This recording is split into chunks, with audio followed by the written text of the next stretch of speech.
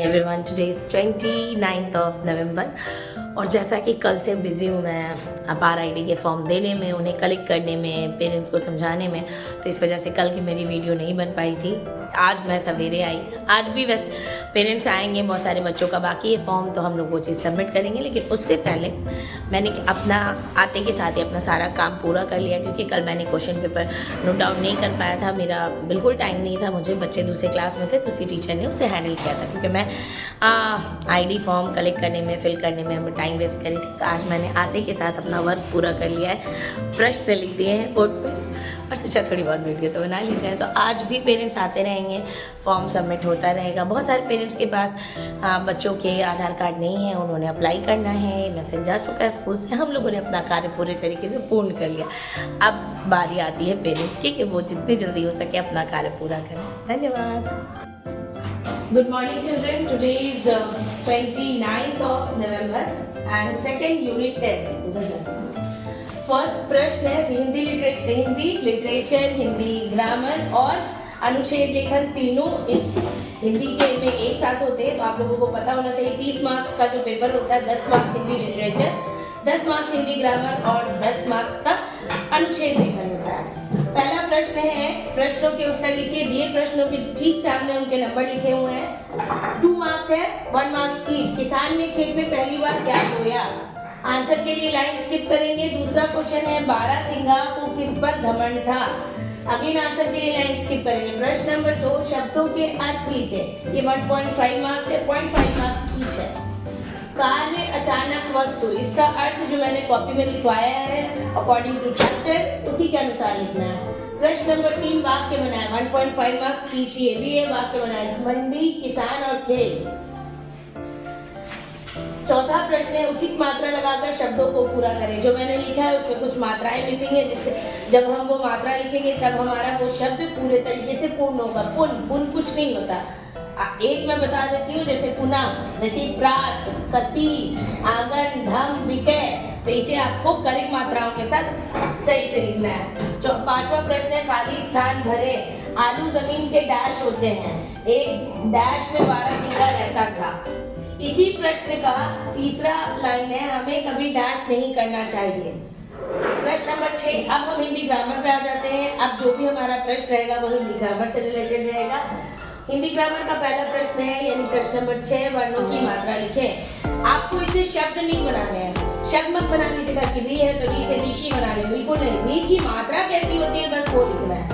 अनुनासिक की मात्रा कैसी होती है? अनुस्वर की, ए की, ओ की और आकार की मात्रा। प्रश्न नंबर 7, 3 शब्द लिखे। 3 नंबर का है ये, क्योंकि 0.5 मार्क्स ईच है। 3 शब्द आपको वस्तुओं के नाम लिखने हैं और 3 इमारतों के नाम लिखने हैं। प्रश्न नंबर 8, वचन बदले। वचन यानी के नंबर, आपको नंबर चेंज करना है। यहाँ पे जैसे पतंग है, ये सिंगुलर नंबर में है, आपको इसका प्लूरल यानी एक वचन में से बहुवचन में लिखना है। छाता, गमला। प्रश्न नंबर 9 है, लिंग बदल कर लिखे। लिंग बदलना यानी जेंडर बदलना। राजा, राजा का जेंडर चेंज करेंगे तो क्या होगा? चूहा, दुल्हा।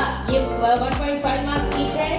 सारे प्रश्न सिलेबस के अकॉर्डिंग है, कोई भी ऐसा प्रश्न नहीं है जो सिलेबस के अकॉर्डिंग नहीं है। तो आई होप आप लोग सुंदर राइटिंग में लिखेंगे।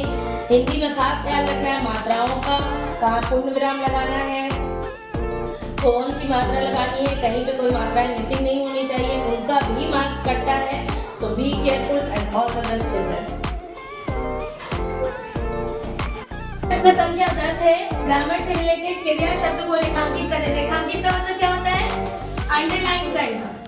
बच्चा रो रहा है, इस वाक्य में क्रिया शब्द कौन है, वर्ब कौन है, एक्शन वर्ड्स कौन है, कैसे पता चल रहा है कि बच्चा क्या कर रहा है, तो वो आपको अंडरलाइन करना है। शेर दहाड़ रहा है, अन्या नाच रही है। और अनुच्छेद लेकर, अनुच्छेद लेकर का मतलब समझते हैं ना आप लोग? पैराग्राफ राइटिंग, ठीक है। अनुच्छेद लेकर का मतलब होता है पैराग्राफ राइटिंग, जो कि आपको मिनिमम 5 सेंटेंसेस, 5 वाक्य पूरा करना है। 5 वाक्य से कम होगा मार्क्स कट करेंगे। वर्षा ऋतु और दीपावली, दोनों में से कोई एक लिख रहा है।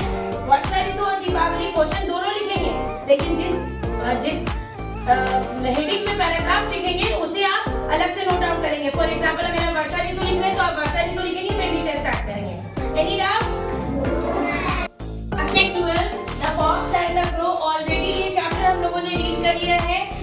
फॉक्स बहुत क्लेवरली क्रो से कैसे चीज का टुकड़ा ले लेता है।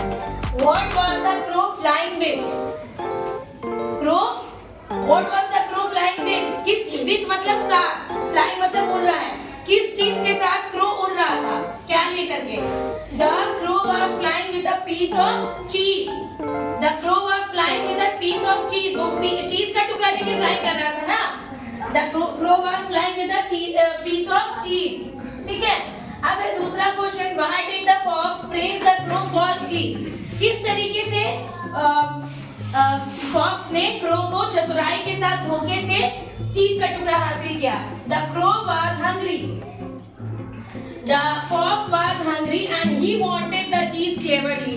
फॉक्स क्या था? बहुत भूखा था और उसे बहुत चतुराई के साथ उसने क्रो से चीज का टुकड़ा हासिल कर लिया। How was the fox? Fox कैसा था? The fox was clever. Fox बहुत चतुर था।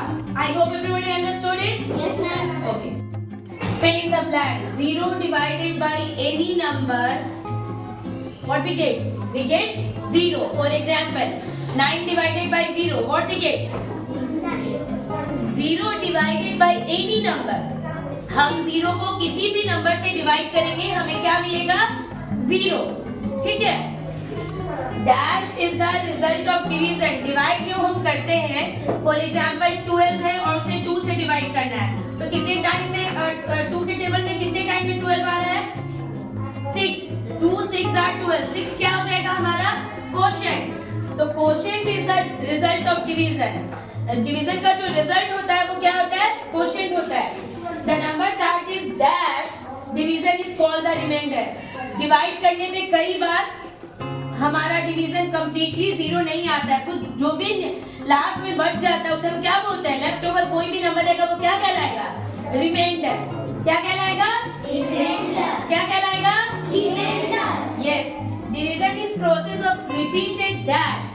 फॉर एग्जाम्पल 38 है, 2 से मल्टीप्लाई कर रहे हैं, फर्स्टली हम 2 1 2 करेंगे, 3 - 2 1 आएगा, 8 लिखेंगे, 2 9 18 करेंगे, 0 हो जाएगा। यानी कि ये कौन सा मेथड यूज हो रहा है? सब्सट्रैक्शन का मेथड यूज हो रहा है ना? Division is the process of repeated subtraction. Understood? And आप लोग फर्स्ट राइट कीजिए, तो ये वाला मैं फिर करवा रही हूँ।